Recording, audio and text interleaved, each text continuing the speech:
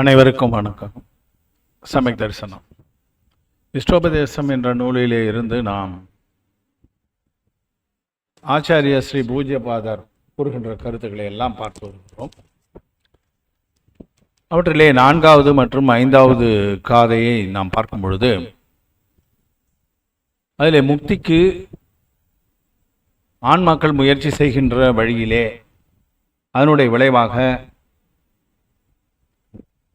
சொர்க்க சுகமானது கிடைக்கிறது என்பதனை நமக்கு அவர் தெரிவித்தார்.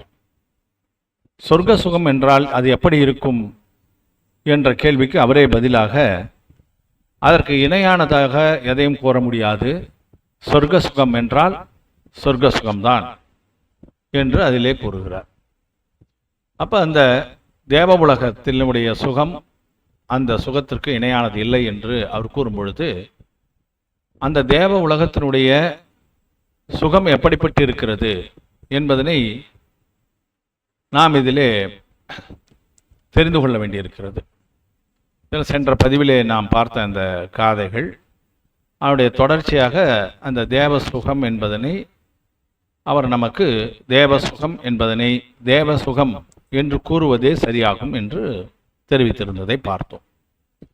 இப்போ தேவ உலகம் என்று சொன்னால் நாம் பொதுவாக நம்முடைய நினைவுக்கு வருவது நாம் வாழுகின்ற இந்த நடு உலகத்திற்கு மேலே இருக்கின்ற உலகமாக தேவ உலகம் இருக்கிறது, கீழே இருப்பது நரகம் என்று ஒரு பொதுவாக நாம் அறிந்து வைத்திருக்கிறோம்.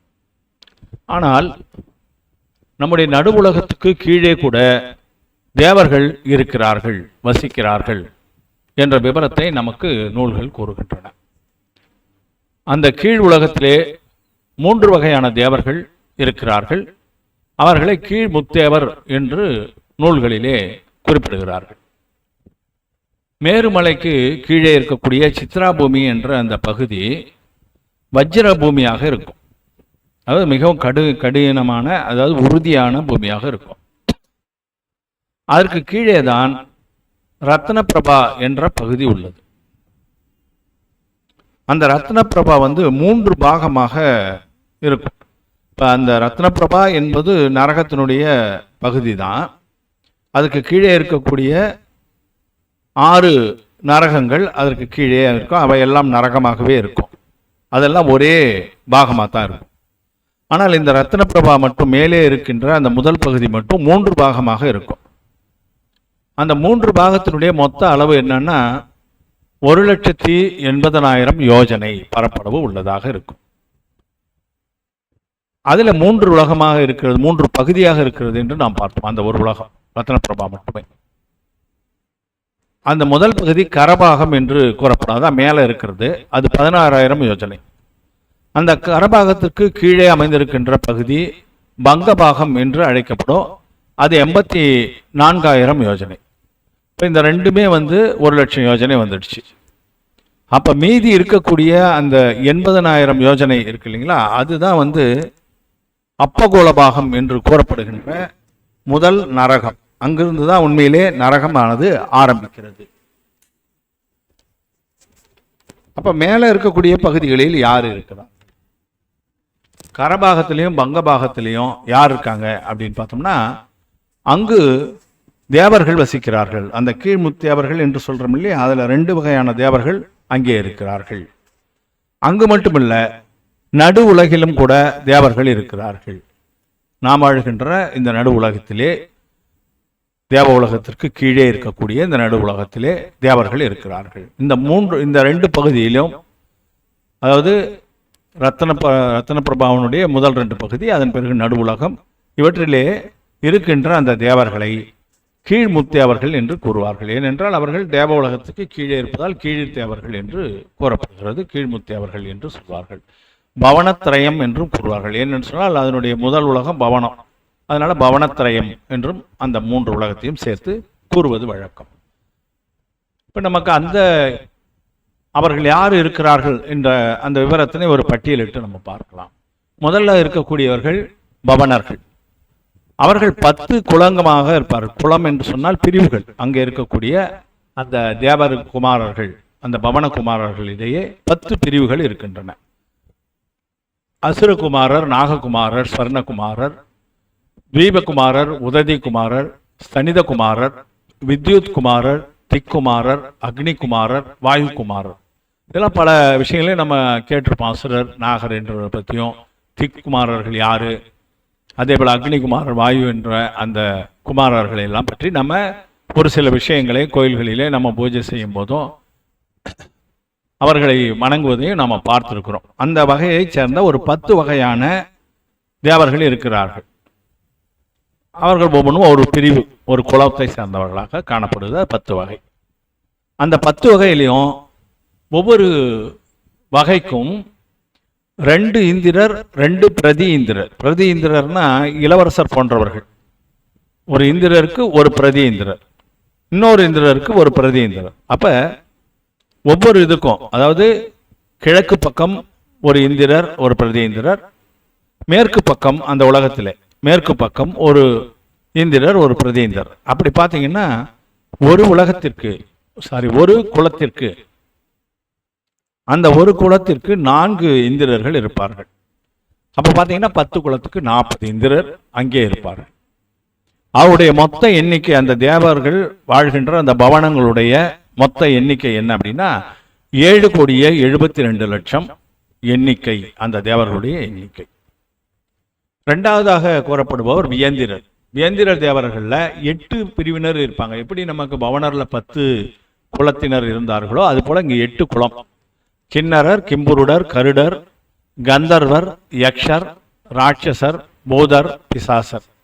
இப்போ நம்ம வழக்கமாக பூத பிசாசுன்னெலாம் சொல்லிட்டு இருக்கோம், ராட்சசம்லாம் சொல்லிட்டு இருக்கோம் இல்லைங்களா? அவையெல்லாம் வியந்திர தேவர்கள் தான். அவங்களுடைய தன்மைகளை பற்றி கூட நம்ம பின்னாடி பார்க்கலாம். யக்ஷ தேவர்கள் நம்ம சொல்லுவோம், அவர்களும் இயந்திர பிரிவில் சேர்ந்தவர்கள் தான். கந்தர்வர் என்று சொல்லக்கூடியவர்கள் இசையமைக்க நாட்டியம் ஆடுபவர்கள், அந்த மாதிரி தேவதேவியர்கள்லாம் இருக்காங்க இல்லைங்களா? அவங்கெல்லாம் வந்து கந்தர்வர் குலத்தை. அப்படி இந்த 8 குலமாக வியந்திரர்கள் அந்த பிரிவுகளிலே தேவர்களாக இருக்கிறார்கள். அப்போ இங்கு அதே போல ஒரு பகுதிக்கு ஒரு இந்திரர், பிரதி இந்திரர் இருக்கிறது போல ஒவ்வொரு குலத்திற்கும் 4 இந்திரர்கள். அப்போ 32 இந்திரர்கள் இங்கே இருப்பார்கள்.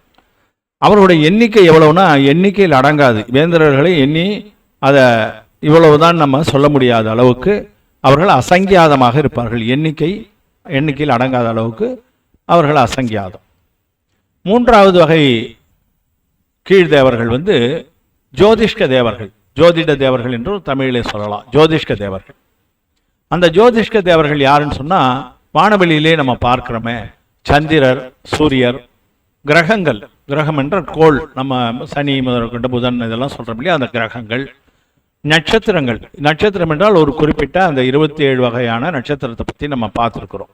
அந்த நட்சத்திரங்கள் குறிப்பிட்ட பேரையுடைய நட்சத்திரங்கள், அவை மட்டும்தான் அங்கே இருக்கான்னு சொன்னால், அது தவிர மிகச்சிறிய நட்சத்திரங்களும் இருக்கின்றன. அவற்றை வந்து பிரக்கிரணங்கள் என்று அழைப்போம். அவையெல்லாம் நட்சத்திரம் என்று சொல்வதில்லை, தாரகைகள். தமிழில் தாரகைன்னு சொல்கிறோம், அது வடமொழியில் அந்த வார்த்தை உண்டு. பிரக்கிரணங்கள் என்றும் அவை அழைக்கப்படும். அப்போ 5 வகையாக இருக்கிறார்கள். சந்திரர், சூரியர், கிரகங்கள் என்கின்ற கோள், நட்சத்திரங்கள், பிரக்கிரணம் என்று சொல்லப்படுகின்ற தாரகைகள்.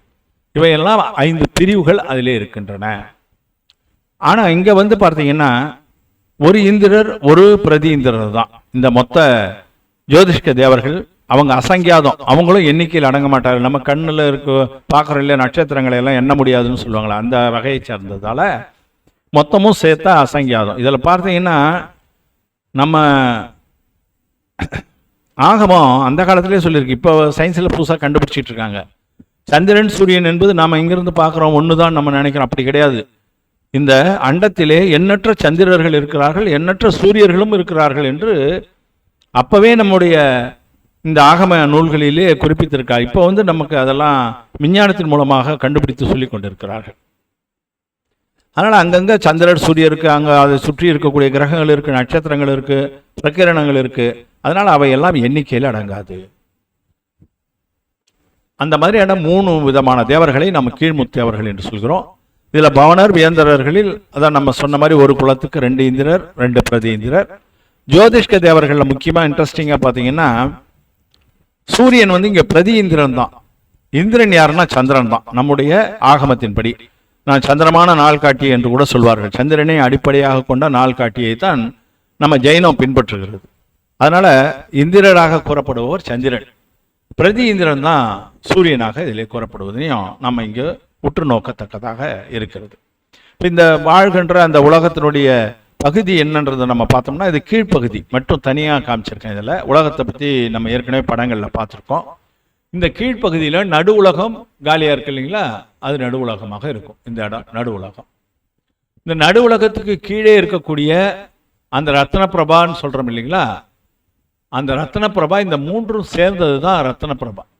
கரபாகம், பங்கபாகம், அப்பகோளபாகம். கரபாகத்தில் வசிப்பவர்களும் தேவர்கள், பங்கபாகத்தில் வசிக்கிறவங்களும் தேவர்கள்.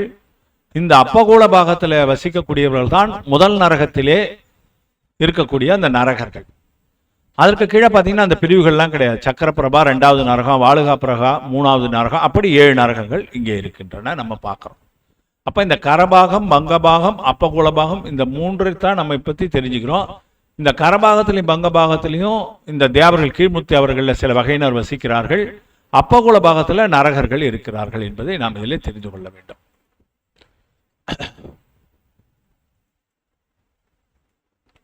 இப்போ இதில்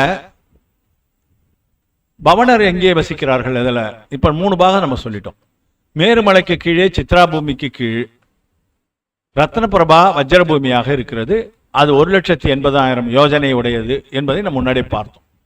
அது 3 பாகமாக இருக்கிறதே நம்ம பார்த்தோம். அந்த பங்கபாகத்தில் தான், அதாவது முதல்ல இருக்கிறது கரபாகம், 2வதாக இருக்கக்கூடியது தான் பங்கபாகம். அந்த பங்கபாகத்தில் 84,000 யோஜனை பரவு உண்டது. அதில் 83,000 யோஜனை பவனர்கள் இருக்கிறார்கள். மீதி இருக்கக்கூடிய 1000 யோஜனையில் வியந்திரர்கள் இருக்கிறார்கள். அது போக அதுக்கு மேலே இருக்கிற கரபாகத்தில் வியந்திரர்கள் இருக்கிறார்கள். இப்போ இந்த படத்தை பார்த்தீங்கன்னா நமக்கு தெரியும். அப்பகோள பாகத்துக்கு மேலே இருக்கக்கூடிய பங்கபாகம் 84,000 யோஜனை பரப்புள்ளது. இந்த பங்கபாகம் இதில் 83,000 கீழே இருக்கக்கூடிய 83,000 பகுதியில் பவனர் வசிக்கிறார்கள். மேலே இருக்கக்கூடிய அந்த 1000 யோஜனை அதில் பூதர் என்று சொல்லக்கூடிய அந்த வகையான வியந்திரர்கள் அங்கே வசிக்கிறார்கள். மீதி இருக்கக்கூடிய வியந்திரர்கள் எல்லாம் இந்த கரபாகத்திலே அவருடைய பவனங்கள். அவருடைய பவனம் என்றால் வசிப்பிடம், வாழிடம் என்று சொல்லக்கூடியது. அந்த வியந்திரர்கள் இங்கே வசிக்கிறார்கள். அங்கே மட்டுமா இருக்கிறார்கள் வியந்திரர்கள் என்று சொன்னால், அந்த வியந்திரர்கள் பங்கபாகத்தினுடைய மேல் பகுதியில் 1000 யோஜனையில் பூதர் என்பவர் இருக்கிறார்கள் என்று நம்ம பார்த்தோம். அது போக அதுக்கு மேலே இருக்க கரபாகத்திலையும் இருக்கிறார்கள் மீதி இருக்கக்கூடிய வியந்திரர்கள். அந்த இடத்த பவனம் என்று சொல்வார்கள், கரபாகத்தை பவனம் என்று சொல்வார்கள். அங்கு மட்டுமல்ல, நடு உலகத்திலும் வியந்திரர்கள் இருக்கிறார்கள். நடு உலகில தீவுகளுக்கு மேல் இருக்கக்கூடிய அவருடைய வசிப்பிடத்தை பவனபுரம் என்று கூறுவார்கள். தீவுகள் என்று சொன்னால் நமக்கு தெரியும், ஒரு நடுவில் ஜம்பு தீபம் இருக்கிறது, அதை சுற்றி அதற்கு அடுத்தது கடல், லவண கடல் இருக்கிறது. அதற்கு அப்புறம் தாதகி கண்டம் இருக்கிறது. தாதகி கண்டம் என்பது தீவு தான். அதற்கு அடுத்தது காலோததி சமுத்திரம் இருக்கிறது. இப்படி ஒரு நிலம் ஒரு கடல், ஒரு நிலம் ஒரு கடல் என்று, சமுத்திரம் என்று எண்ணற்றவை இருக்கின்றன. சுயம்பிரமண கடல் தான் கடைசியாக இருக்கக்கூடியது என்றதையும் நம்ம உலகத்தினுடைய விவரணம் பார்க்கும்போது பார்த்துருக்கோம். அப்போ அந்த மாதிரி இருக்கக்கூடிய தீவுகள், எப்படி ஜம்பு தீபம், தாதகி கண்டம், அதற்கு அடுத்து புஷ்கரவர தீவுன்னு நம்ம சொல்கிறோம், நந்தீஸ்வர தீவு சொல்கிறோம், பின்னாடி நிறைய தீவுகள் எல்லாம் இருக்கின்றன. அந்த தீவுகளில் மேல் பகுதிகளிலே அவர்கள் வசிக்கிறார், அந்தரத்தில் வசிக்கக்கூடியவர்கள் தான் அவர்களும். அது பவனபுரம் என்று சொல்வார்கள். அதே போல நீர்நிலை, நீர்நிலை என்று சொன்னால் இங்கே சமுத்திரம், அந்த சமுத்திரத்துக்கு மேலும் வசிக்கிறார்கள். அது ஆவாசம் என்று அழைக்கப்படுவது. அதனால் இந்த வியந்திரர்கள் 3 பகுதிகளிலே 4 பகுதியிலும் இருக்காங்கன்னு சொல்லலாம். பங்கபாகத்தினுடைய மேலே இருக்கக்கூடிய ஒரு 1000 யோஜனை தூரம், கரபாகம் முழுவதும், அப்புறம் நடுவுலகில் தீவுகளுக்கு மேலும், நீர்நிலைகள் சமுத்திரங்களுக்கு மேலும் அவர்கள் வசிக்கிறார்கள் வியந்திரர்கள். ஜோதிஷ்கர்கள் என்று சொன்னாங்கன்னா அவங்க நடுவுலகில் தான் இருக்காங்க. ஆனால் நம்ம இருக்கிற மாதிரி இந்த நிலப்பரப்பில் இருக்கிறது கிடையாது. நிலப்பரப்பில் இருந்து 790 யோஜனை உயரத்தில் இருக்கிறாங்க. யாரு? சூரியன், சந்திரன், நட்சத்திரங்கள், பிரகிரணங்கள், கிரகங்கள் எல்லாம் 790லேருந்து ஆரம்பித்து 900 யோஜனைக்கு இந்த நடுவில் இருக்கக்கூடிய பகுதிகளில் அவர்கள் இருக்கிறார்கள். 790 யோஜனைனா எவ்வளவுனா ஒரு அப்ராக்சிமேட்டா நமக்கு நூல்களில விளக்கம் 31,10,00,000 அத்தனை மைல். 31,10,00,000 மைல். அங்கிருந்து 36,00,000 மைல் அந்த பகுதிகளில, அதற்கு இடைப்பட்ட பகுதிகளிலே மேருமலையை சுற்றி கொண்டு இந்த கிரகங்கள் சுற்றி வருகின்றன என்று நமக்கு இதிலே குறிப்பிட்டிருக்கிறார். நம்ம ஏற்கனவே சொன்னோம், நிறைய சந்திரன்கள் சூரியன்கள் இருக்கிறார்கள் என்று. அப்போ ஒவ்வொரு சந்திரனுக்கும் கிரகங்கள் 88, நமக்கு தெரியாத கிரகங்கள் இருக்கலாம் அப்படின்றத நம்ம இதை பார்த்து நம்ம புரிஞ்சு கொள்ள வேண்டியிருக்கிறது. நட்சத்திரங்கள் 28, தாரகைகள் 66,975. இன்னும் கூட இதுக்கு ரொம்ப விளக்கமாக லோகஸ்வரூபம் என்ற நூல், நான் ஏற்கனவே அதை பற்றி கூட சொல்லியிருக்கிறேன், தமிழில் இருக்கக்கூடிய நூல் தான். அந்த லோகஸ்வரூப நூலில் இன்னும் நிறைய எண்ணிக்கைகள், அதனுடைய விவரங்கள் எல்லாம் குறிப்பிடப்பட்டிருக்கின்றன. நம்ம இதில் கொஞ்சம் தான் இந்த பகுதியில் பார்த்துருக்கோம். அதனால் இந்த கீழ்முத்தி அவர்களை பற்றி நாம் அறிந்து கொள்வது அவசியம். இந்த தேவர்களில் ஒவ்வொரு தேவர்களையும் இப்போ 10 வகை 8 வகை 5 வகையெல்லாம் நம்ம சொல்லிட்டு இருக்கோம் இல்லையா, இதில் ஒவ்வொரு வகையிலும் 10 வகையான பிரிவுகள் இருக்கின்றன. ஒரு இப்போ அசுரர்னு எடுத்துக்கிட்டா அதில் இந்த 10 வகை இருப்பாங்க, யக்ஷர்னு எடுத்துக்கிட்டா அதில் இந்த 10 வகை இருப்பாங்க. அந்த மாதிரியாக இந்த 10 வகை தேவர்கள் இருக்கிறார்கள். இப்போ இதில் பார்த்தீங்கன்னா இந்திரன் நமக்கு தெரியும், அவன் தான் தலைவர் அந்த இதுக்கு. அவருக்கு கூட இருக்கக்கூடியவங்க 10 வகை. பிரதி இந்திரன் என்பவன் இளவரசன் போன்றவன். சாமானிகன் என்பவன் பெற்றோர் போன்றவர்கள். பெற்றோர்னா அவங்களுக்கு யாரும் கர்ப்பத்தில் உதிச்செல்லாம் வர்றது கிடையாது தேவர்கள். அவர் ஒரு பெட்டியை திறந்தால் அதிலிருந்து தோன்றுவார்கள். 16 வயது இளைஞரை போலவே அவர்கள் பிறக்கிறார்கள். இப்போ நம்ம இங்கிருந்து நடுவுலகிலிருந்து ஒருவர் தேவராக பிறக்கிறார் என்று சொன்னால் அங்கே ஒரு பெட்டி இருக்கும், அந்த பெட்டியை திறந்தால் அதிலிருந்து வெளியே வருவாங்க. அங்கே 16 வயது இளைஞராக அத்தனை ஆபரணங்களும் அந்த லட்சணங்களோடு அவர்கள் வெளிவருவார்கள். அப்போ அவர்கள் பெற்றோர் போன்றவர்கள் என்று என்ன சொல்கிறாங்கன்னா, கொஞ்சம் மூத்த தேவர்கள் ஏற்கனவே அங்கே தேவலோகத்தில் சென்று பிறந்து அங்கவே மிகவும் நீண்ட காலம் வசிக்கக்கூடிய அந்த தேவர்கள், கடற்காலங்களில் தான் அவங்களுடைய ஆயுள். அப்படி இருப்பவர்கள் மூத்த தேவர்களைத்தான் இந்த இடத்துல அந்த பெற்றோர் போன்றவர்கள் என்று கூறுகிறார்கள். அதுக்கப்புறம் திரையத் திரைம்சர் என்று கூறுவார்கள். திரையத் திரைம்சம்னாலே 33ன்னு அர்த்தம். அது வடமொழியில் அந்த வார்த்தைக்கு திரயம் என்றால் 3. திரையத் திரைம்சர் என்று சொன்னால் 33 பேர் கொண்ட அமைச்சரவை அவர்களுக்கு இருக்கும், அமைச்சர்கள் போன்றவர்கள். அதன் பிறகு ஒவ்வொரு திசைக்கும் ஒரு பாதுகாவலர் இருப்பாங்க அந்த ஒவ்வொரு இந்த உலகத்திலையும். அப்ப அவங்கள திக்பாலர்கள் என்று கூறுவார்கள். 4 பேர் இருப்பாங்க.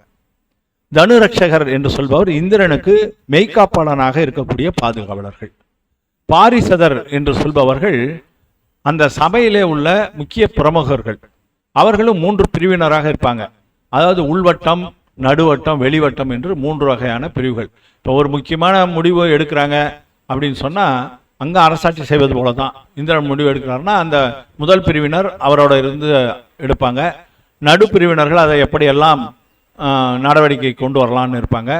அந்த 3வது வெளியே இருக்கிற பிரிவினர்கள் அதை மற்றவர்களுக்கெல்லாம் தெரிவித்து அந்த நடவடிக்கையில் ஈடுபடுவார்கள் என்று கூட நம்ம அதில் புரிஞ்சுக்கலாம். அந்த மாதிரி ஒரு 3 உள்வட்டம், நடுவட்டம், வெளிவட்டம் என்று 3 விதத்திலே அந்த பாரிசதர்கள் இருப்பார்கள். அணிகர் என்பவர்கள் போர் வீரர்கள் போன்றவர்கள். நம்ம படைக்கிழமை வச்சிருக்கிறாங்க இல்லையா அரசர்கள் எல்லாம், அவர்கள்கிட்ட வீரர்கள் இருக்காங்களா, அது போன்ற வீரர்கள். அங்கெல்லாம் சண்டை நடக்குதா, போர் இருக்குதா, அதெல்லாம் நம்ம விவரத்தை நம்ம பலரிடம் கேட்டு தான் தெரிஞ்சுக்கணும். இருந்தாலும் அந்த அணிகர் என்பவர் போர் வீரர்கள் போன்றவர்கள் என்பதை நாம் தெரிந்து கொள்ள வேண்டும். பிரகீரனர் என்று சொல்பவர் பொதுமக்கள் போன்றவர்கள், மற்றவங்க ஜனங்க அங்கே வசிக்கக்கூடியது, அவர்களும் தேவர்கள் தான். இதில் இருக்க அத்தனை பேரும் தேவர்கள் தான், இந்த 10 வகையும். இருந்தாலும் அவர்களுடைய விபவத்தை பொறுத்து, வைபவத்தை பொறுத்து அவர்களுக்கு இந்த மாதிரியான பிரிவுகள் அங்கே இருக்கின்றன. ஆபியோகியர் என்ற வகை தேவர்கள் வாகன தேவர்களாக இருப்பார்கள். ஐராவதம் யானை, யானை, குதிரை போன்ற வாகனங்களிலே தேவர்கள் பயணிக்கிறார்கள். இப்போ நந்தீஸ்வர தீவில் அங்கு சென்று பூஜைகள் செய்ய வேண்டும் என்று சொன்னால் ஐராவதம் யானையில் புறப்பட்டு போகிறாங்க இந்திரர். மற்றவங்களுக்கெல்லாம் ஒவ்வொரு சௌதர்மேந்திரன் ஐராவதம் யானையில் போவார். மற்றவர்களுக்கெல்லாம் அது மாதிரி வாகனங்கள் உண்டு. ஒவ்வொரு 16 வகையான கல்பதேவர்களுக்கு வாகனங்கள் உண்டு. அந்த வாகனங்களும் அந்த குதிரை யானை உருவத்திலே இருக்கிறவர்களும் தேவர்கள் தான். அவங்க பிரிவு வந்து அபியோகியர் அல்லது ஆபியோகியர் என்று அந்த தெரியும். அந்த மற்ற பணிகளை செய்யக்கூடிய பணியாளர்களாக இருப்பவர்களையும் அந்த ஆபியோகியர் என்ற பிரிவிலே சேர்க்கிறார்கள். அதற்கு கீழே மிக இழிந்த நிலையிலே இருக்கிறவரோட கில்விஷகர் என்று கூறுகிறார்கள். கில்விஷகர் என்றவர்கள் இழிந்தவர்கள், சண்டாளர்கள், அங்கு கூட தவறான பாதையிலே நடந்து கொள்ளக்கூடியவர்கள் தேவர்களாக இருக்கிறார்கள். அப்படி இழிந்தவர்களாகவும் சண்டார்களாகவும் ஒதுக்கி வைக்கப்பட்டிருக்கிறார்களாகவும் இருக்கக்கூடிய அந்த இழிவான நடத்தை உடைய அந்த தேவர்களை கில்விஷகர் என்று கூறுவார்கள். இந்த போன்ற 10 வகையான தேவர்கள் இருக்கிறார்கள். இல்லை 2 வகை கிடையாது, அதில் வியந்திரத்தில் கிடையாது. கல்ப தேவர்களிலும் அந்த 16 கல்பம் இருக்கு இல்லைங்களா, அங்கேயும் இந்த 10 பிரிவினர் உண்டு. அகமந்திர உலகத்தில் இல்லை, அதை நம்ம போகும்போது பார்க்கலாம், பின்னாடி வரும்போது அது பார்க்கலாம். இப்போ அதுபோல இந்த 10 பிரிவு தேவர்களும் அவரவர்களுடைய ஒரு அரசாட்சி நடந்தால் அங்கு என்னென்ன வகையான மக்கள் இருப்பார்களோ, பிரிவினர்கள் இருப்பார்களோ, அப்படிப்பட்ட ஒரு பிரிவினராக இவர்கள் இருக்கிறதை நம்ம பார்க்கிறோம். இப்போ இந்த மாதிரி இருக்கக்கூடிய தேவர்களாக சென்று பிறப்பவர்கள் யார் என்று சொன்னால், இப்போ கர்மன் தேவர்கள் என்று சொன்னாலே கர்மத்தை குழைச்சி ஓரளவுக்கு தூய மனப்பான்மை வந்த பிறகு தேவர்களாக பிறக்கிறார்கள் என்று நம்ம பொதுவாக அறிந்து வைத்திருக்கிறோம். அப்போ ஏன் இந்த மாதிரி ஒரு கீழ்முத்தியவர்களாக இவர்கள் பிறக்கிறார்கள், இவர்கள் என்ன தவறுகளை செய்கிறார்கள் என்று சொன்னால், அவர்கள் தூய மனப்பான்மை பெற்றிருந்தாலும் கூட அது விரும்பி பெற்றதாக இருக்காது. அகாம நிர்ஜரை என்ற ஒரு விஷயத்தை சொல்லுவாங்க. நிர்ஜரை செய்யும்போது அகாம நிர்ஜரை என்ற ஒரு விஷயத்தை விளக்கம் சொல்லுவாங்க. ஏற்கனவே கூட அதை பார்த்துருக்கோம், இருந்தாலும் இந்த இடத்துல நம்ம இதை பார்க்க வேண்டியது அவசியம். விருப்பமின்றி போக உபபோகத்தை அனுபவிக்க இயலாத நிலையில் பாப வரவை குறைகிறது. அதாவது போகம் உபபோகம் இவையெல்லாம் கிடைக்கல, ஒருத்தருக்கு கிடைக்கலன்னா என்ன பண்ணுறாரு, கஷ்டப்படுறார்.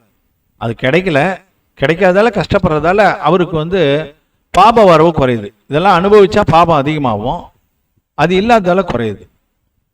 வேறு வழியின்றி இன்னல் படுபவர்கள், அதாவது யார்கிட்டாவது வேலை செய்துக்கிட்டு இருப்பாங்க, அவருக்கு இஷ்டம் கிடையாது, அவ்வளோ ராத்திரியும் பகலுமா வேலை செய்ய சொல்லுவாங்க, அதுக்கு கஷ்டப்பட்டு தான் வேற வழியே இல்லையே, பிழைக்க வேண்டுமே என்பதற்காக அந்த இன்னல்களை எல்லாம் பொறுத்து கொண்டு வேற வழி இல்லாமல் அந்த வேலைகளை செய்பவர்கள். நிர்பந்தத்தின் பேரில் இருக்கிறாங்க, அதை செய்து தான் ஆகணும்னு சொல்லும்போது ஒரு முதலாளி சொல்கிறாரு அல்லது ஒரு அதிகாரி சொல்கிறாருன்னா கீழே இருக்கிறவங்க அது விருப்பம் இருக்கோ இல்லையோ கட்டுப்பட்டு தான் அதை செய்கிறாங்க. அவ்வாறு செய்கின்ற போதும் அவர்கள் அந்த பாவத்திலிருந்து விடுபடுகிறார்கள். அந்த அவருடைய பாவத்தை அனுபவித்து கழித்து விடுகிறார்கள்.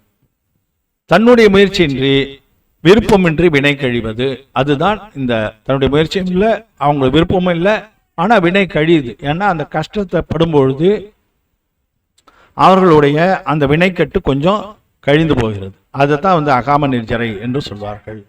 இப்போ இதுக்கு உதாரணம் என்ன சொல்லுவாங்கன்னா, ஜெயிலில் இருக்கிறாங்க இல்லையா, கைதிகளாக ஒரு தண்டனை பெற்று ஜெயிலில் இருக்காருன்னா அவர் வீட்டில் இருந்தால் என்னென்ன சுகத்தை எல்லாம் அனுபவிப்பாரோ அதை அங்கே போய் அனுபவிக்க முடியாது, அதுக்கு வாய்ப்பு கிடையாது. அவர் அந்த ஜெயில் கம்பிக்கு உள்ளார தான் கட்டாயமாக இருந்தாலும் ஒரு குறிப்பிட்ட நேரத்தில் உணவு கொடுப்பாங்க, அதெல்லாம் மற்ற எந்த விதமான போகத்தையோ உபபோகத்தையோ அவர் அனுபவிக்க முடியாது. ஆனால் வேற வழி இல்லை, அவரை அந்த கஷ்டத்தை படுகிறார், அந்த கஷ்டப்படுவதால் அவர் வினை கழிகிறது. அந்த மாதிரி இருப்பதே அகாம நிர்ஜரை என்று கூறுவார்கள். அது அந்த அந்த மாதிரி வினை கழிந்து ஓரளவு தூய்மை நிலை பெற்றவர்கள் தான் இந்த மாதிரி கீழ்முத்தி அவர்களாக பிறப்பார்கள். இதில் கூட இந்திரர் பிரதீந்திரர்லாம் நல்லா சுகபோகம் உடையவர்கள் தான். பொதுவான ஒரு கருத்தாக கீழ்முத்தி அவராக பிறக்கக்கூடியவர்கள் பவனர், வியந்தரர் மற்றும் ஜோதிஷ்கர் என்கின்ற பவனத்திரயம் என்று சொல்லக்கூடிய அந்த வகையிலே பிறப்பதற்கான காரணத்தை அகாம நிர்ஜரை, அது பல காரணங்கள் இருக்கின்றன, முக்கியமான காரணமாக அகாம நிர்ஜரையை இதிலே கூறுகிறார். இப்போ நம்ம இந்த கீழ்முத்தி அவர்களை பற்றி பார்த்தோம். இன்னும் கூட மற்ற தேவர்கள், மேலே இருக்கக்கூடிய தேவர்களை பற்றி நாம் பார்க்க வேண்டிய இது இருக்கிறது. அதனை இந்த பதிவில் முடிக்க முடியாது என்பதால் நாம் அடுத்த பதிவிலே கூட அதனை பார்க்கலாம் என கூறி வாய்ப்புக்கு நன்றி கூறி முடித்துக் கொள்கிறேன். அனைவருக்கும் நன்றி. இந்த இஷ்டோபதேசம் என்கின்ற இந்த பதிவுகளை நம்ம வழக்கமாக நல்லறம் என்கின்ற அந்த யூடியூப் சேனலில் பதிவேற்றம் காணொலியாகவும் வழங்குவதற்காக பிபிடி மூலமாக முயற்சி செய்து வருகிறேன். அதை தாங்கள் தொடர்ந்து ஆதரவும் தெரிவித்து வருகிறீர்கள். நிறைய பேர் அதை இப்போ பார்த்து விட்டு நீங்கள் உங்களுடைய கமெண்ட் கொஞ்சம் இருந்தால் நல்லாயிருக்கும் அப்படின்றது என்னுடைய எண்ணம். அது நம்மளுடைய தொழில்நுட்பம் தெரிந்தவர்கள் அதை கொஞ்சம் அந்த கமெண்ட்டு செய்யுங்க. அதே போல் லைக் பண்ணுற அந்த பட்டன் இருக்குது, அதை டச் பண்ணிங்கனாலே லைக்குன்னு வந்துடும். அது நான் போடுகின்ற இந்த பதிவுகள் தங்களுக்கு திருப்திகரமாகவும் பயனுள்ளதாக இருக்குமானா அந்த லைக்குன்ற பட்டனையும் நீங்கள் தட்டினீங்கன்னா இப்போ அது வந்து நமக்கு அந்த கை சிம்பிள் இருக்கும், தம்ஸ் அப் சிம்பிள் மாதிரி ஒரு சிம்பிள் தெரியும் நம்ம பண்ணுறோம் இல்லைங்களா, அதுக்கு கீழே அதை டச் பண்ணால் போதும், அந்த அதுக்கு வந்து நீங்கள் விரும்புகிறீங்க அப்படின்றது தெரிஞ்சிடும். இப்படி கீழ்ப்பக்கமாக இருக்கும், இப்படி கீழே தம்ஸ் அப் சிம்பிள் கீழே இருக்கும், அது என்ன விரும்பவில்லை என்று அர்த்தமாகும். அதுக்கு அது டிஸ்லைக் என்று சொல்வார்கள். இப்போ அதில் அந்த லைக் சிம்பிளை நீங்கள் டச் பண்ணி பார்த்தீங்கன்னா நல்லாயிருக்கும். அதே போல் சப்ஸ்கிரைப் செய்யாமல் இதுவரை பார்த்து கொண்டு இருப்பவர்களும் கூட தயவுசெய்து சப்ஸ்கிரைப் பண்ணுங்கள். நமக்கு வந்து இத்தனை பேர் இந்த சேனலை நிச்சயம் பார்க்குறாங்கன்ற ஒரு தகவல் எனக்கு கிடைக்கும். இதில் ஏதாவது உங்களுக்கு கருத்து இருக்குமானா அவசியமாக அதில் குறிப்பிடுங்க. தவறுகள் இருந்தால் சுட்டி காட்டுங்க, வினாக்கள் இருந்தால் எழுப்புங்கள் என்று கூறி இந்த வாய்ப்புக்கு நன்றி கூறி முடித்துக் கொள்கிறேன். ஜெய் ஜினேந்திரா.